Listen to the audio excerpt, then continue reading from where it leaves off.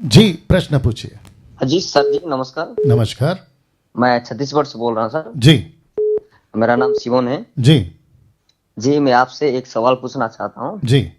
और मेरा सवाल ये है कि आज लोग बोलते हैं कि मैं नहीं गिरूंगा, मैं परमेश्वर से दूर नहीं होगा, उसको नहीं भूलूंगा, बोलते हैं। पर जी। वचन में एक बात लिखा गया है यूहन्ना के बारे में जी। कि यूहन्ना जब बपतिस्मा दे रहे होते हैं सर, जी। स्वयं यीशु मसीह उनके पास आ जाते हैं। जी। और जब बपतिस्मा के लिए बोलते हैं तो यूहन्ना खुद बोलता है कि तेरे हाथ से मुझे बपतिस्मा लेने की जी। जरूरत जी। मैं नहीं दे सकता। जी। और ये जान जाते हैं। लेकिन और एक जगह पर लिखा गया है कि जब बंदी गृह में यूहन्ना रहते हैं सर, जी। तो वहां पर बोलते हैं कि जिसकी हम इंतजार कर रहे हैं, क्या वही तुम हो कि और कोई आने वाला है, इस जी। प्रकार जी। बोलते जी, मत्ती का 11:3। हाँ जी। जी। जी। तो जी। मेरा सवाल ये है कि उस समय तो पूरी तरह से जान जाते हैं, पर जी। ये बंदी गृह में जब रहते हैं तो इस प्रकार सवाल क्यों करते हैं सर? वंडरफुल, बहुत अच्छा सवाल। ओके वाह। जी, लाइन पे बने रहें, जवाब दे रहा हाँ हूँ, जी। ठीक है हाँ जी। ना। साथ ही साथ आपका फ़ोन साइलेंट मोड पे है, क्योंकि अगर साइलेंट मोड पे होगा तो टू टू नहीं बचेगा, शायद आता ही है, ठीक है, कोई बात नहीं। जी, भाई साहब का प्रश्न ये है कि जॉन द बैप्टिस्ट, यूहन्ना बपतिस्मा, वो व्यक्ति जानता था, उसी ने खुद ने कहा कि देखो ये जो आ रहा है जगत का मेमना है। उसने कहा कि मैं जानता हूं कि तू मसीह है, बपतिस्मा मुझे लेना है आपसे, आप नहीं लेना मुझसे। ये दूसरा। तीसरा, आसमान को कबूतर, पवित्र आत्मा को कबूतर की नहीं, आसमान से आते देखा, आसमान से आवाज आई परमेश्वर पिता की। इन सब का विटनेसेस वाला जॉन द बैप्टिस्ट मत्ती 11:3 में अपने चेलों को भेजता है। जब वो जेल में था, कहता है कि जाके पूछ के आओ कि आने वाला तू है या कोई और। तो ऐसी बातें जॉन द बैप्टिस्ट के साथ क्यों हो गई, ये प्रश्न भाई ने अभी पूछा है ना। इसका जवाब मैं इस तरीके से दे देता हूं।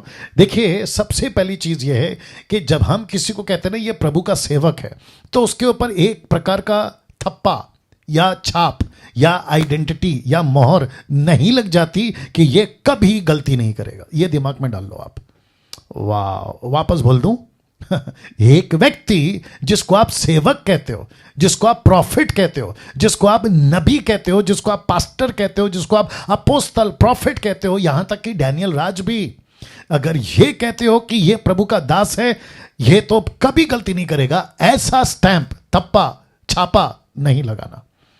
मूसा, प्रभु का नबी, एक ऐसा व्यक्ति जिसको प्रभु कहता है ये मैं इसको ऐसे बात करता हूं जैसे कोई अपने भाई से बात करता है। अब्राहम से कहता है कि ये तो मेरा चुना हुआ है, ये मेरा घर का आदमी है, जिसके ऊपर मैं अपनी एक ऐसी राष्ट्र लाऊंगा जिसको कहते हैं इजराइल, नेशन ऑफ इजराइल।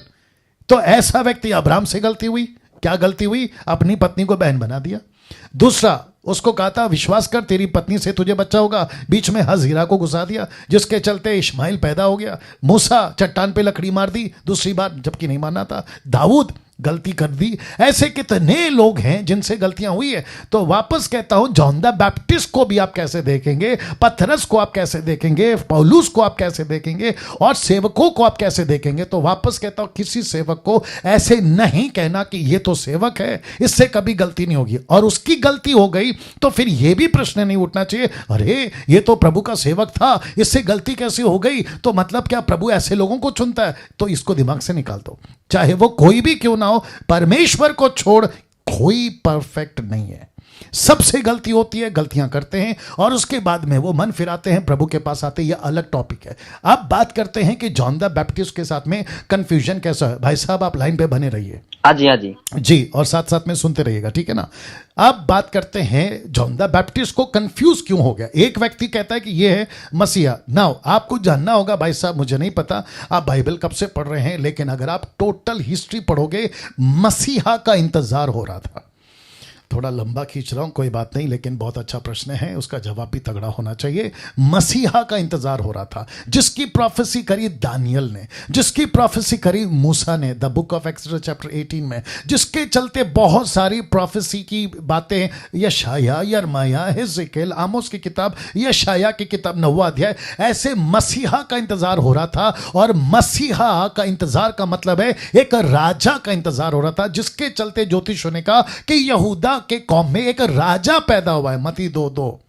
तो ये हेरोदेस कहता है कि मैं राजा हूं, मुझे छोड़ दूसरा कौन सा राजा आ सकता है, जिसके चलते 2-2 साल के बच्चे कट गए, याद होगा आप लोगों को। और उसके बाद में सब वेट कर रहे थे कि अचानक से मसीह आएगा, फिलिस्तीन का राज्य है, रोम का राज्य है, हेरोदेस का राज्य है, इनका राज्य है, उनका राज्य है, इन सबको खत्म करेगा, डिक्लेयर कर देगा। और इसी प्रश्न को पतरस ने पूछा था प्रेरितों की किताब 1 अध्याय वचन 3-4 में। उसने कहा कि क्या प्रभु तो इजराइल को अभी राज्य फेर देगा? राज्य मतलब इंग्लिश में किंगडम। तो उसको क्या लगा कि अब आप तो क्रूस पे मर गए, मसीह का काम खत्म हो गया, अब आप डिक्लेयर कर दो कि आप किंग हैं पूरे यूनिवर्स के और आप अपना राज्य को स्थापित करो। तब यीशु ने कहा ना ना ना ना, तुम बहुत बड़ी भूल में हो। दूसरा कॉन्सेप्ट, मत्ती का माफ करें, यूहन्ना का 6वां अध्याय, आपको पता होगा कि जब रोटी से चमत्कार हो गया तो जो चेले यीशु को छोड़ के चले गए 57 से आगे, यूहन्ना का 6 का 57 से आगे, वो चेले यीशु को राजा बनाना चाहते थे।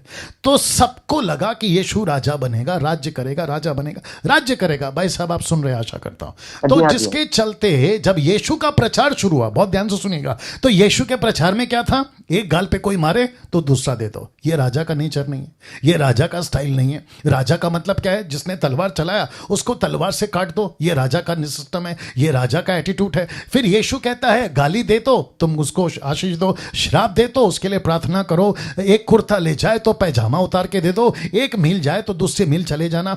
ऐसी प्रचार सुनकर और ऐसा माहौल, घोड़ियों के बीच में बैठता है, घोड़ियों को चंगाई देता है, वेश्याओं के बीच में उठता बैठता है, उनको ठीक करता है, वेश्याओं को अलाउ करता है, मेरे पैरों को अपने बालों से साफ करो। ऐसी प्रचार जब सुनी तो मत्ती 11:1 जल्दी निकालो, मत्ती 11:1 बहुत ध्यान से सुनना। आपने जो आपने प्रश्न पूछा है, देखिए क्या लिखा है।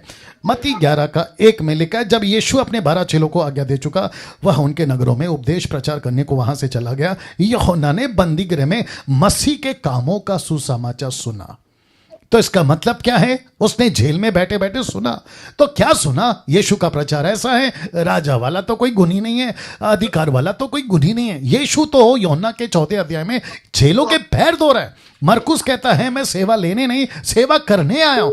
ऐसा प्रचार सुन के भाई साहब आप जो सुन रहे हो अभी, किसके मन में शक नहीं उठेगा कि क्या ये मसीहा है? अब बताइए। हेलो, हाँ जी जी, अभी मन में प्रश्न उठेगा ना? जी सही है जी। अगर यीशु का लाइफस्टाइल ऐसा है, एक तरफ प्रोफेसी है कि मसीहा पैदा होगा, एक तरफ प्रोफेसी है कि राजा पैदा होगा, लेकिन ये मसीहा राजा क्या कर रहा है? चेलों के पैर धो रहा है, घोड़ियों के बीच में उठ रहा बैठ रहा है, और ऊपर से पापियों को प्यार करता है, कहता है पापियों को प्यार करता हूं। तो ऑब्वियस है ना सर। इसलिए फिर उसी 11:5 में लिखा कि धन्य है वो जो मेरे कारण ठोकर ना खाए। तो फिर यीशु ने कहा कि जाके बोलो, अंधे देखते हैं, लंगड़े चलते, सुसमाचार का प्रचार किया जाता है।